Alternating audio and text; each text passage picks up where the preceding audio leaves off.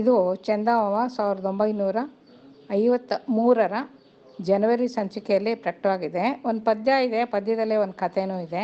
ಮಕ್ಳಿಗೆ ಚೆನ್ನಾಗಿರುತ್ತೆ ಅನಿಸಿದ್ರಿಂದ ನವಗಿರಿ ನಂದ ಅನ್ನೋರು ಇದನ್ನು ಬರೆದಿದ್ದಾರೆ. ಇದು ಪದ್ಯದ ಹೆಸರೇನೆಂದರೆ ಬೆಕ್ಕಿನ ಮರಿಗಳ ಹೋರಾಟ ಅಂತ. ಭಾರಿ ಗಾಳಿ ಬೀಸುತ್ತಿತ್ತು, ಜೋರು ಮಳೆ ಬರುತ್ತಿತ್ತು.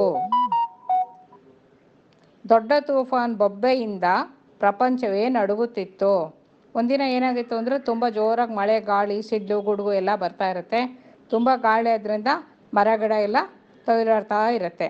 ಮರಗಳೆಲ್ಲ ರೊಯ್ಯ ರೊಯ್ಯ ಉಯ್ಯಾಲೆಯಲ್ಲಿ ಓಲಾಡಿದವು. ಪ್ರಾಣಿಗಳೆಲ್ಲ ಹೆದರಿ ಒಳಗೊಳಗೆ ಅಡಗಿದವು. ಎಲ್ಲ ಮನೆ ಒಳಗೆ ಹೊಟ್ಟಾಗ್ತೀವಲ್ವ, ಅದೇ ಥರ ಮರ ಎಲ್ಲ ಆ ಕಡೆ ಈ ಕಡೆ ಓಲಾಡಿದ್ದು ನೋಡ್ಬಿಟ್ಟು ಎಲ್ಲ ಪ್ರಾಣಿಗಳು ಬೇಗ ಬೇಗ ಬೇಗ ಅವ್ರವ್ರ ಮನೆ ಸೇರ್ಕೋತಾ ಇತ್ತಂತೆ. ಆಗ ಒಂದು ಮನೆಯ ಒಳಗೆ 2 ಬೆಕ್ಕಿನ ಮರಿಗಳಿಗೆ ಪುಟ್ಟದೊಂದು ಇಲಿಯಿಂದ ಬಂತು ಜಗಳ ಅವುಗಳಿಗೆ. ಒಂದು ಮನೇಲಿ 2 ಬೆಕ್ಕು ಸಾಕಿದ್ರಂತೆ. ಅಲ್ಲಿ ಒಂದು ಪುಟ್ಟ ಇಲಿ ಬಂದು ಅಲ್ಲಿ ಬಿದ್ದುಬಿಡ್ತಂತೆ. ಆವಾಗ 2 ಬೆಕ್ಕಿಗೂ ಜಗಳ ಹತ್ಕೊಂಡ್ಬಿಡ್ತಂತೆ. ಹೇಗೆ? ಬೆಕ್ಕಿನ ಮರಿಯೊಂದಕ್ಕೆ ಆ ಸಣ್ಣಿಲಿ ದೊರಕಿತ್ತು. ನೋಡಿ ಓಡಿ ಬಂದು ಇನ್ನೊಂದು ಬೆಕ್ಕು ತನ್ನದೋದು ಎಂದಿತು ಕಾಡಿ. 2 ಬೆಕ್ಕಿತ್ತಲ್ಲ, ಒಂದು ಬೆಕ್ಕು ಇಲಿ ಬಿದ್ದೋಗಿದ್ದನ್ನು ನೋಡ್ತಂತೆ. ಫಸ್ಟ್ ಇಲಿ ನೋಡ್ಬಿಟ್ಟು ಓಹೋ ಅದ್ರ ಹತ್ರ ಹೋಗೋಣ ತಗೊಳ್ಳೋಣ ಅಂತ ಹೋಯ್ತು. ಅಷ್ಟೊತ್ತಿಗೆ ಇನ್ನೊಂದು ಬೆಕ್ಕಿತ್ತಲ್ಲ, ಅದು ಬಂದ್ಬಿಡ್ತಂತೆ. ಅದು ನೋಡ್ಬಿಟ್ಟು ಅದು ನಂದು ಅಂತ ಇನ್ನೊಂದು ಬೆಕ್ಕು ಓಡಿ ಬಂದ್ಬಿಡ್ತಂತೆ. ಇದು ನನ್ನಿಲಿ ನಾನು ಹಿಡಿದೆ ಎಂದಿತು ಒಂದು, ನನಗೂ ಇದರ ಮೇಲೆ ಹಕ್ಕುಂಟಂದಿತು ಇನ್ನೊಂದು. ಇದು ನಾನು ನೋಡಿದ್ದು, ನನಗೆ ಫಸ್ಟು ನಾನೇ ತಗೋಬೇಕು ಅಂತ ಒಂದು ಬೆಕ್ಕು ಹೇಳ್ತು.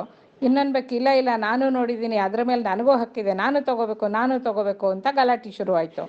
ನಂದು ನಿಂದು ಜೋರು ಜಗಳ ಮಾಡಿದವು. ಕೂಗಿ ಕುಣಿದು ಕಡಿದು ಪರಚಿ ವಾದಾಡುತ್ತಾ ಸಾಗಿದವು.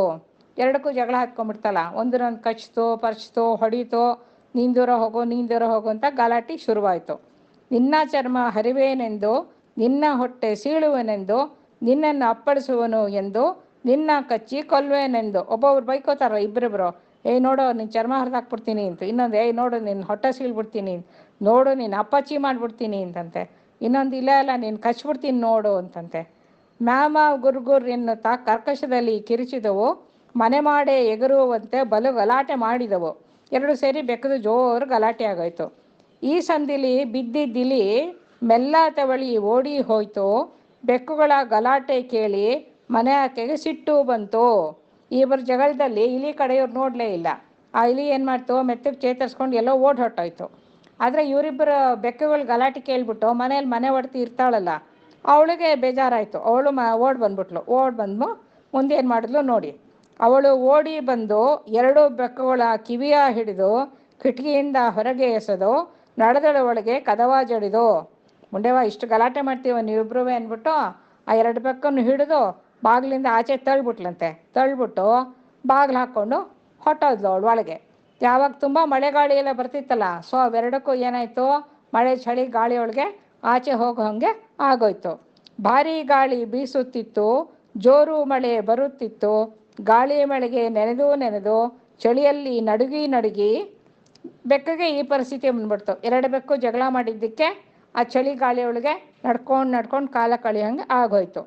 ಬೆಳಗಾಗಲು ಕೊನೆಯುಸಿರಲಿ ಬೆಕ್ಕುಗಳು ಒಳ ಬಂದವು. ಅಂದಿನಿಂದ ಬುದ್ಧಿ ಕಲಿತು ಸ್ನೇಹದಿ ನಡೆದುಕೊಂಡವು. ಬೆಳಗಾಯ್ತಾರೆ, ಆವಾಗ ಬಾಗಿಲು ತೆಗೆದ್ಲಲ್ಲ ಮನೆ ಒಡ್ತಿ, ಆವಾಗ ಬೆಕ್ಕೆದು ಸುಧಾರಿಸ್ಕೊಂಡು ಮನೆ ಒಳಗೆ ಬಂತಂತೆ. ಆವತ್ತಿಂದ ಅವೆರಡು ಒಂದು ಬುದ್ಧಿ ಕಲ್ತ್ಕೊಂಡ್ರು. ಏನು, ಜಗಳ ಮಾಡಿಕೊಂಡ್ರೆ ನಮಗೇನೆ ಕಷ್ಟ ಆಗತ್ತೆ, ಅದರಿಂದ ಜಗಳ ಮಾಡದೆ ನಾವು ಒಬ್ರಿಗೊಬ್ರು ಸ್ನೇಹದಿಂದ ಇರಬೇಕು ಅಂತ. ಕತೆ ಚೆನ್ನಾಗಿತ್ತಾ?